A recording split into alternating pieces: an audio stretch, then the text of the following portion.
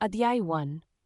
राहुल का सपना गांव की गलियों में धूल के कण उड़ते हुए पसरे थे और चौपड़ियों की छतों पर बिखरी पीली लाइटें रात के अंधकार में अपना प्रकाश फैला रही थीं।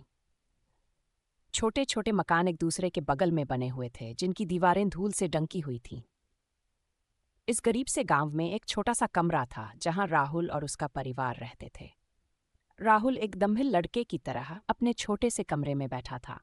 उसकी आंखों में कोई खास चमक नहीं थी, बल्कि उनमें एक सुस्त और निराश नजर आ रही थी। वह गहरी सांसें लेते हुए अपने भविष्य के बारे में सोच रहा था। उसने अपनी पुरानी किताबों में से एक को उठाया और उसमें से एक पन्ना निकाला, जिस पर एक आकर्षक पोस्टर लगा हुआ था। इस पोस्टर पर भारतीय प्रशासनिक सेवा लिखा हुआ था। राहुल के चेहरे पर एक छोटा सा मुस्कान आ गया जब उसने इसे देखा। राहुल एक गरीब परिवार से ताल्लुक रखता था।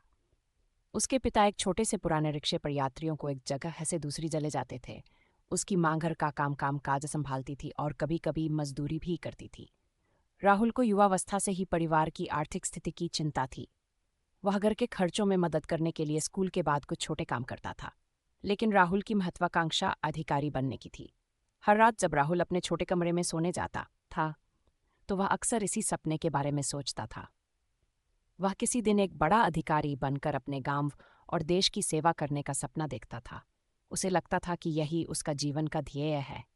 वह अक्सर अपने गांव की गरीबी और लोगों की दयनीय स्थिति को देखकर चिंतित होता था और मन में एक संकल्प लेता था कि वह जब भी सक्षम हो जाएगा तो उन लोगों की मदद करेगा।